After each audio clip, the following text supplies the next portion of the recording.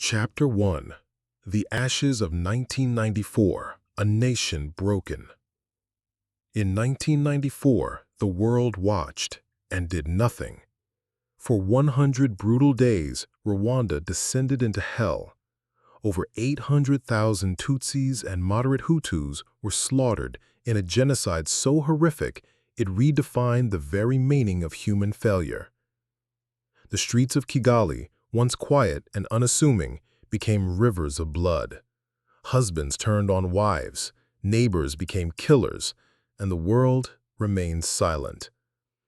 When the dust settled, Rwanda was shattered. Bodies were buried, but the wounds of betrayal and trauma ran deeper than any grave. The economy collapsed. Institutions disappeared. Millions fled. And the international community offered little more than guilt and speeches.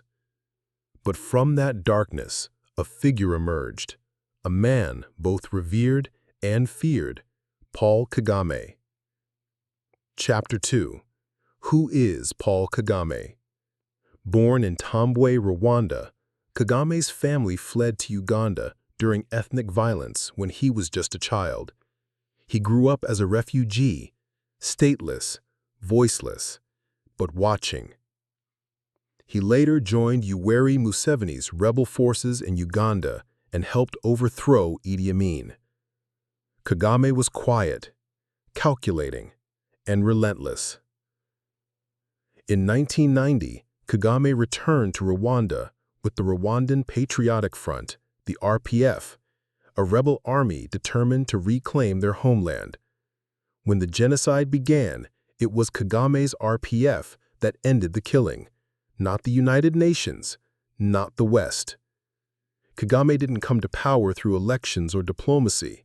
He came through war, and he rebuilt Rwanda like a general rebuilds a battlefield, with discipline, control, and ruthless efficiency. We will not wait for others to do what we can do for ourselves, Kagame declared, and he meant it. Chapter 3. The Rebirth, From Rubble to Respect. In just 2 decades, Rwanda transformed itself from one of the most devastated nations on earth into one of Africa's cleanest, safest, and most admired. Kigali became a gleaming capital where plastic bags are banned and streets are cleaned by citizens. Corruption, once rampant, was tackled head-on. Foreign investors, once skeptical, lined up to invest. Between 2000 and 2020, Rwanda's GDP grew at an average of 7 to 8% per year. It became a tech hub for East Africa, a leader in women's representation, with over 60% of parliament seats held by women, the highest in the world, a symbol of African self-determination. As Kagame once said, "We don't want to be anyone's puppet. We want to be partners, or we walk alone." To many in Africa, Kagame became a model.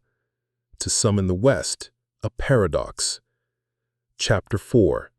The Economic Miracle, or a Managed Image.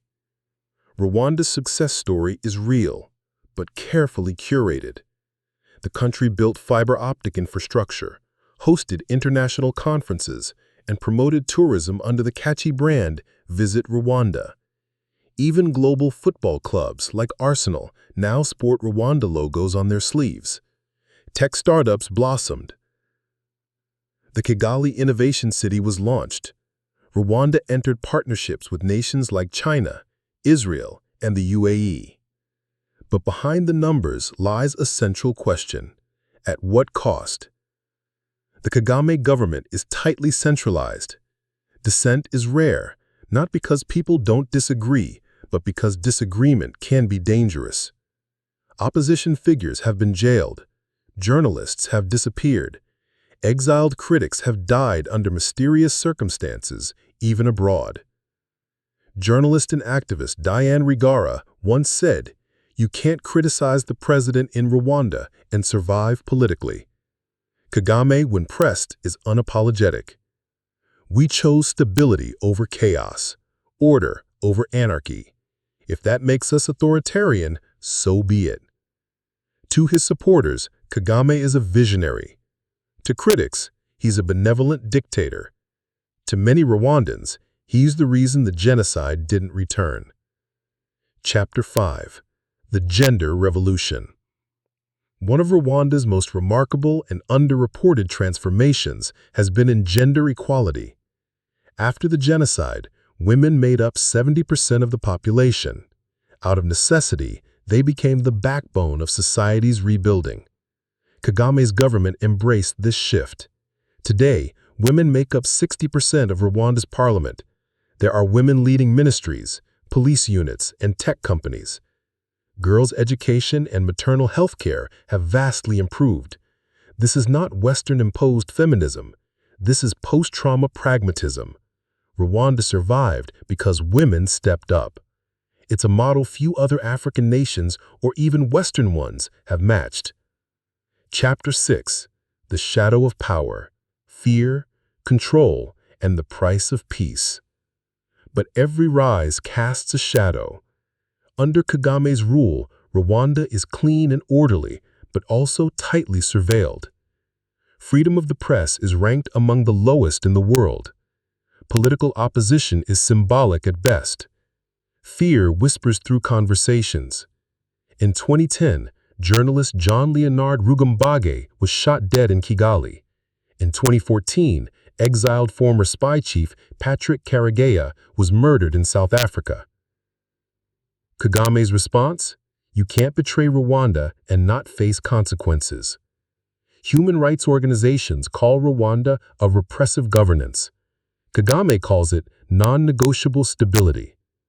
So the world is left asking, is this Africa's Singapore or Africa's illusion? Chapter 7. The West and the World, Rwanda's New Position. Despite the controversies, Rwanda has become one of Africa's most globally connected countries. Kagame leads regional diplomacy, hosts African Union summits, and speaks at Davos. He's challenged Western hypocrisy, often calling out colonial arrogance, aid dependency, and double standards.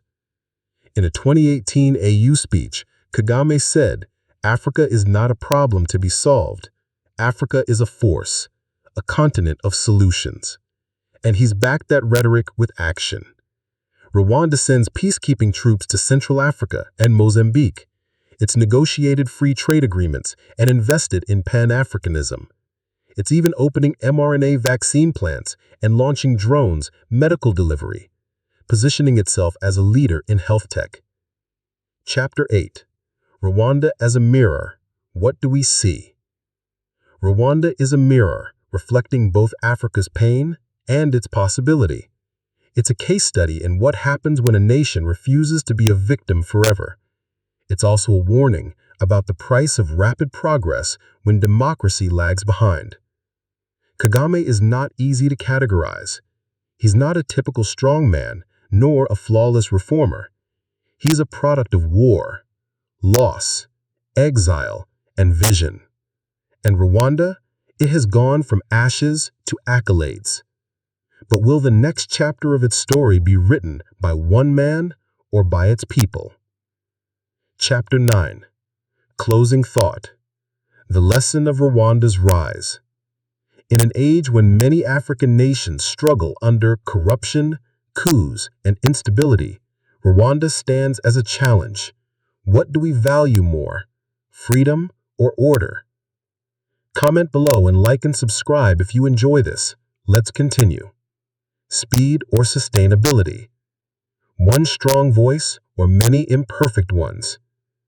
Paul Kagame bet on discipline, nationalism, and absolute control. So far, the results are striking. But history teaches us, no nation rises forever without reckoning with its contradictions. The world is watching Rwanda, but more importantly, Africa is watching Rwanda, and what happens next might just shape the continent's future.